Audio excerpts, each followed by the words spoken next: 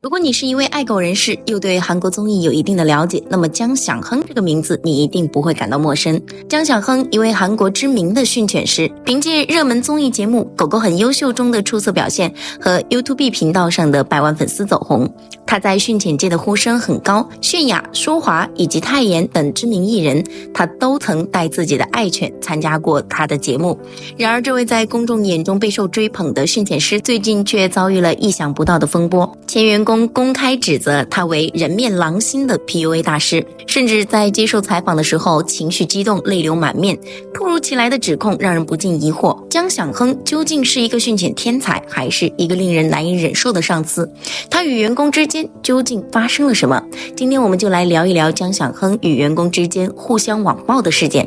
姜响亨出生于1985年，家里祖上3代都是训犬师，16岁开始训犬，如今已经有20多年的训犬经验。2015年，姜响亨开始参与录制训犬类型的综艺节目，但效果并不理想。直到2019年为他量身打造的综艺《狗狗很优秀》上映后，姜响亨靠着在综艺里出色的训狗经验，成为爱宠人士追捧的偶像。在这部综艺节目中，姜响亨主要教大家如何教导和训练自家宠物，而训犬经验丰富的他自然发挥出色。节目上那些长相可爱、脾气却非常暴躁且喜欢咬人的问题狗狗，在经过姜响亨的一番训练后都有所改观。姜响亨在此期间也提出过自己的观点，他认为俗语中既然教子有方这样子的话，那么训练宠物也需要一定的方法。狗狗的心思常人很难猜透，但姜响亨不同，他似乎与狗狗之间存在某种心灵感应，无论多狂躁的狗，只要在他怀里都会显得格外温顺。其中有一期节目，他与爱犬莱奥分别8年又重逢的故事，感动不少观众潸然泪下。莱奥是姜响亨刚接触训犬时一起合作的伙伴，共同参加过许多比赛。可惜他初出茅庐，手头实在不富裕，年薪只有5万韩元。即便后来随着工龄增长，薪资也有所提高，但直到入伍前，他每个月也只有40万韩元，换算成人民币的话，才2100块钱。为了维持生计，减少开支，姜响亨只能搬进更小的房子，也面临着要跟爱犬分开的无奈。那时牧羊犬莱奥已经2岁多了，体格已经长大，吃的也多，姜响亨根本没能力继续抚养莱奥，只能把他送回了训练所。可把莱奥送回去之后啊，姜响亨和妻子的内心都不好受，接下来想2口勒紧裤腰带，过了2年紧巴巴的日子。有了一定名气和财力后的姜响亨立刻联系训练所，想把莱奥重新领回身边抚养。不料训练所的所长却告诉他，莱奥已经成为了警犬，正在警队服役。得知消息后，姜响亨是既开心又难过。开心的地方在于，在分别之后的几年里，莱奥已经成为了更优秀的狗狗，只是未来不一定有机会弥补当年的遗憾了。不过在又经历了4年的漫长等待之后，事情终于迎来了转机。这天警队给姜响亨打来电话，说莱奥已经光荣退伍，还问他是否愿意来接莱奥回家。姜响亨毫不犹豫地答应了。可当他来到警队，看到步入老年且浑身带满伤痕的莱奥时，准备许久的见面词却无论如何也说不出口。酝酿许久之后，姜响亨还是强压着难过，兑现了对莱奥迟到的承诺。8年分离再度重逢的戏码，使得姜响亨人气再度攀升。狗狗很优秀，在豆瓣上也获得了9.5的高分，足以说明这部综艺确实是良心之作。2022年趁热打铁，他又录制了2档综艺节目，姜响亨的狗客秀和孤独的训练师依旧有不错的收视率，甚至许多韩国圈内养宠的艺人也慕名前来参与节目录制。在网络上爆红的姜响亨还被网友们戏称犬总统、狗皇帝。之后呢，他也开通了自己油管的社交媒体账号，并瞬间积累到了210万粉丝。眼看着事业来到巅峰，突然一则关于他的爆料把他推到了舆论的漩涡。2024年5月，姜响亨名下的波德姆公司的几名前员工在韩国最大的招聘网站公然给姜响亨留下了差评。有一位前员工留言称，姜响亨在没有经过员工的同意下私自监控员工私下里的聊天记录，一旦发现有对自己不利的言论，他便会不断的骚扰员工。不仅如此，姜响亨还找来了律师，强迫员工们签订了同意被监控的协议书。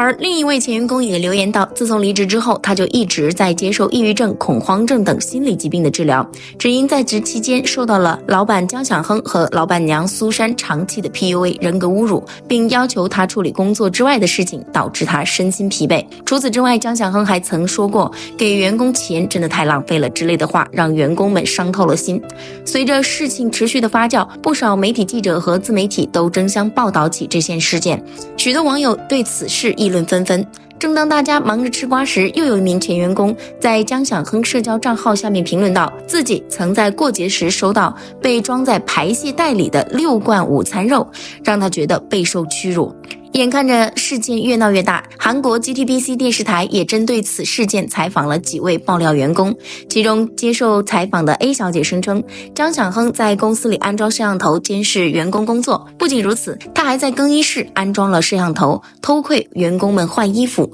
这种随时接受监控的行为令 A 小姐感到十分不适。而且姜响亨私下里经常跟他说一些滚出去、去死吧，你连呼吸都是浪费的话语。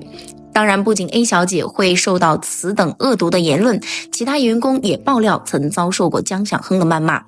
此外，还有爆料者称，老板娘苏珊曾建议员工使用距离办公室10分钟车程的咖啡馆的洗手间，并且规定了洗手间的使用时间。另外一位 B 小姐也是透露，自己在离职时仅收到了9670韩元工资，换算成人民币只有45块钱。对此，她直接向姜响亨提出了劳动仲裁。随后，韩国劳动厅介入，经过交涉，最终姜响亨才分3次结清了 B 小姐包括基本工资和年假津贴在内的剩余工资。然而，令网友们感到心寒的是，当初姜响亨把莱奥领回家后，并没有按照此前在节目里保证的那样给莱奥养老送终，反而在接回莱奥后放任不管，以至于莱奥最终不幸离世。此爆料一出，网友纷纷对他表示失望。一面是经验丰富、热爱公益事业、性格谦和的训犬师，一面是肆意监控员工私生活、PUA 员工的腹黑老板。姜响亨这台前台后的反差太大了，一时间姜响亨的公众形象一落千丈。许多网友都在等姜响亨出面给一个合理解释，但对象却好像人间蒸发了一样，私信收到已读就是不回应。原定20日播出的综艺节目也因这次风波而暂停上映。正当大家对此议论纷纷，吵着让姜响亨出来道歉时，姜响亨更新的一则油管状态让网友们纷纷闭上了嘴。姜响亨在社交账号上发布了一段标题为对不起我来晚了的影片，影片中解释了网络上跟他有关的争议点。针对监视员工和偷窥员工更衣的指控，姜响亨强调，公司办公室安装的摄像头并非为了监视员工的一举一动，而是为了确保员工的安全而设置的。因为他们公司有不少烈性犬，如果遇到突发事件或者狗狗出现应激反应时，他也能根据监控第一时间赶到现场，避免员工受到严重伤害。至于偷窥员工更衣，姜响亨更是无奈地表示，他们公司根本没有更衣室，只有一个存放重要文档和档案的房间，因此那个前员工的爆料根本就是子虚乌有。随后，姜响亨的妻子苏珊也解释说，由于公司来往的客户比较多，如果让员工用自己的私人媒体账号与客户联络，有失专业性。直到某天，他们发现了一款名为 ironworks 的办公聊天软件，可以提供免费的办公服务，于是便要求全体员工都使用这款软件办公。可在使用了一段时间后，软件突然需要付费才能使用。由于员工们已经适应了这部软件，夫妻俩决定付费继续使用该软件。然而当他们付完费用之后，突然发现软件里多出一个管理员的页面。苏珊带着好奇心打开了页面，这才发现这部软件能够监视员工的私人聊天内容。当苏珊发现这一漏洞后，大为震惊，准备关掉窗口时，却发现自家员工的聊天记录里有员工这样讽刺道，这对夫妻就是在利用孩子上综艺赚钱。虽说苏珊和姜响亨曾带儿子参加过几档亲子类综艺，但他们的目的也仅仅是想记录与儿子单独在一起的美好时光。可没想到，在员工看来，他们竟成了靠孩子赚奶粉钱的恶父母。这些话令苏珊越看越愤怒，即便她明白偷窥员工的隐私是不道德的，但她越想越气，隔天就在员工会议上当面批评了这位员工。或许员工也觉得有失颜面，没过多久便提交了离职申请。而关于强迫员工签署同意监视聊天的事，姜响亨直接公开了这份文件。得知这款办公软件存在管理员有能监听所有对话内容的权利后，他特意请来了律师，跟员工们讲清楚了这点，并提醒过他们，这款软件有监视所有对话的功能，请不要在上面进行私人对话，如有需求，请用个人其他的聊天软件进行交流。关于排泄袋装午餐肉当员工礼品的事，夫妻俩同样给出了解释。原来在过节前，员工们就曾表示过节礼品希望是午餐肉，于是夫妻俩便上网订购了大批午餐肉礼盒。但不巧的是，他们下错了订单，收到快递时发现里面装的是真空包装的午餐肉，而并非是礼盒包装的款式。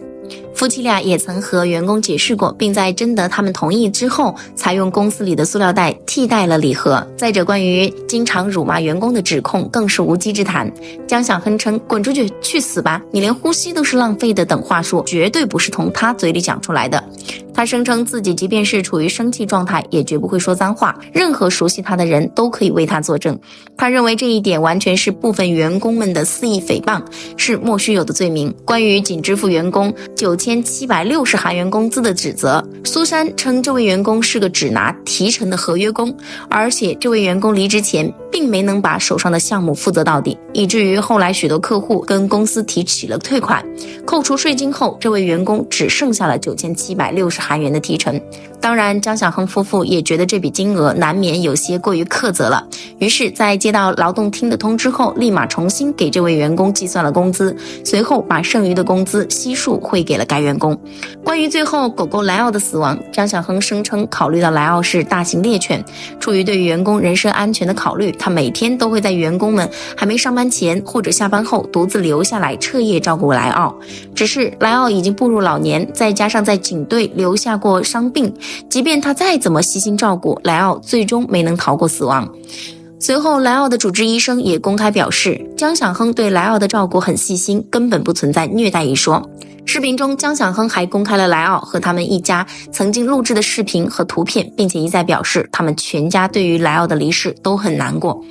澄清的视频发布后，网上舆论出现极大反转，大部分网友纷纷倒戈。正当网友们开始相信江小亨的说辞，并认为此事总算可以画上句号时，前员工们竟再次站出来给此事画上了一个句号。5月27日，前员工们声称他们找到了一位可以免费为他们辩护的律师，将针对江小亨夫妇的澄清视频采取法律手段。